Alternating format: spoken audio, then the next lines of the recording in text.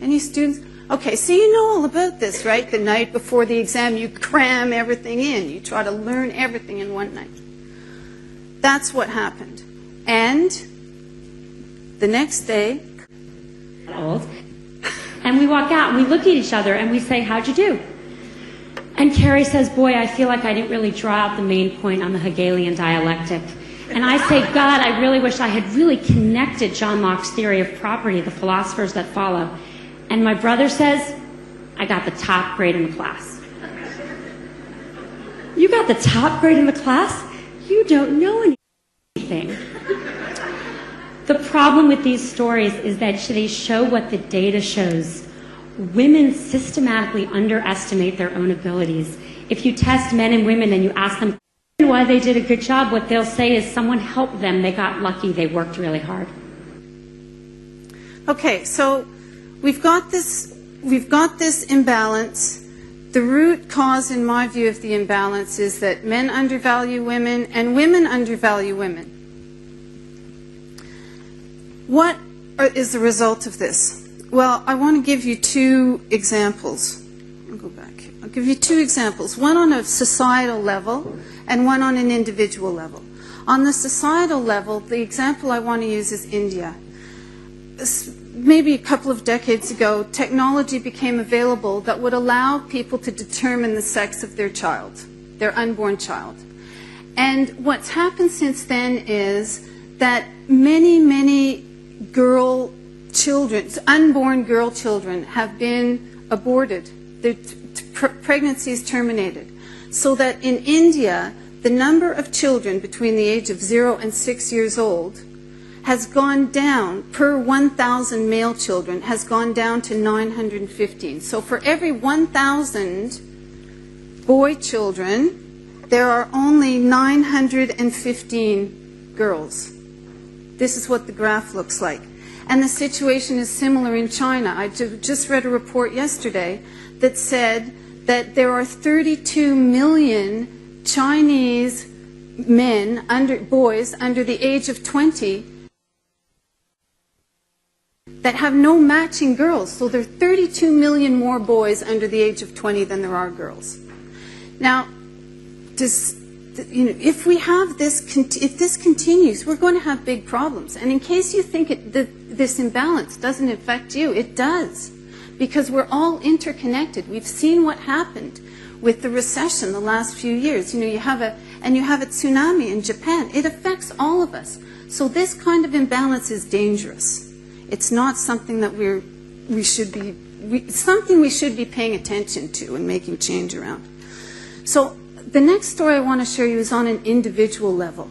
Sheryl Sandberg talked about the fact that women undervalue and underestimate their own abilities.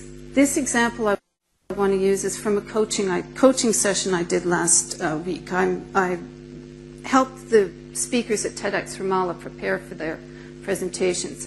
And I coached one woman who is a full-time activist. And she was, in talking about what she was going to speak about, we were discussing what she does. She told me about a video. She said, I've done this video, and it was a Korean guy captured me on film as I was doing a protest, and it was really, it's nothing special. It's not out of the ordinary. She said she just happened to mention that it also got 2 million views on YouTube. I said, 2 million views? Must be something to this video. Here's the video.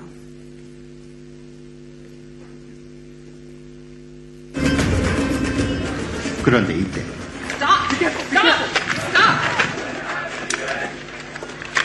한 팔레스타인 처녀가 총구를 막아섰다.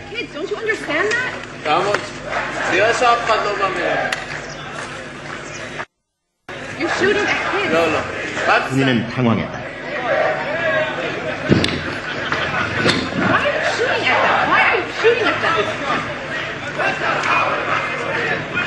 맨몸으로라도 이스라엘 군의 총격을 막겠다는 후에이다의 결의.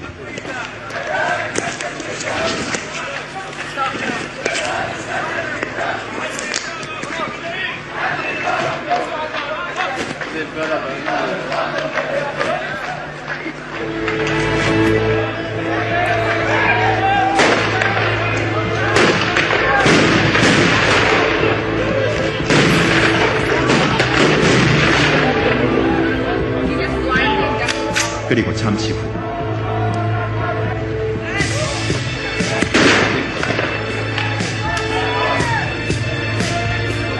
몸을 던진 필사적인 노력으로 작은 평화를 얻기도 쉽지 않다. 이것이 이 땅의 냉정한 현실이다.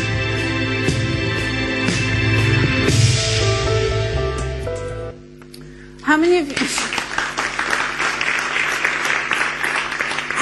of you think that was brave? Yeah. She thinks nothing special, nothing out of the ordinary, because there's a huge disconnect, and I see this all the time. This is an extreme case and a blatant case. But believe me, I run into women all the time who don't measure their own value in the way that we should be doing it. Okay, so we know that there's an imbalance, we know the root, these are the results, what to do about it. I think that there are three things. Here's what we're trying to achieve, 50-50% balance. Here's where we are. We've got the government imbalance, we've got the media imbalance, we've got the TED stages imbalance. By the way, do you think, all of you, that women have just as many ideas worth spreading as men do? Put your hand up if you think that. More ideas! Okay, so if you all think that women have just as many good ideas, then why aren't there just as many women as men up here on the stage? So what do? The solutions are, number one, awareness. And I hope that this talk has maybe given you a bit of a different view of that you see the world from maybe a little bit from a feminist point of view. And that it shifted your mind just a little bit. The kinds of solutions that we need. So awareness is one. Number two, we need to take action. When you see an imbalance, try to make change around it.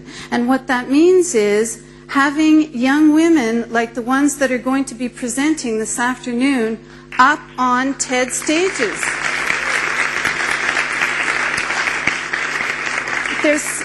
They're sitting right here, and their talks are going to be absolutely awesome. We need women role models like this one, who went to Elham Al-Qasimi, as you know, who was the first Emirati woman, first Arab woman to go to the North Pole.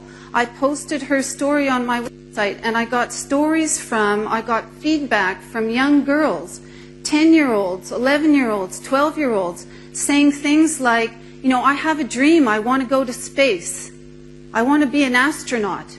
And I didn't think that I could do it. But now I know that I can, because I saw Elham, what she's done. And they're going to see what these young women have done. We need more women role models on the stage.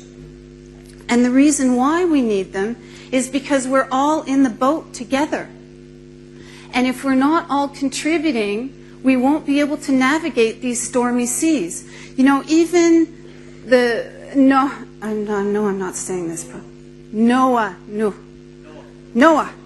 the guy who built the ark, the man who built the ark, he brought the animals on 2 by 2. He just didn't have the male animals come on the ark. No. 2 by 2 they came. Men, women, we have to work together. And if we don't address this gender imbalance, in my view, we're going to miss the boat entirely.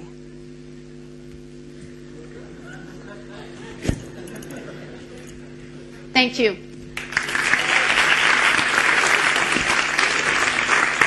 Thank you, Susan.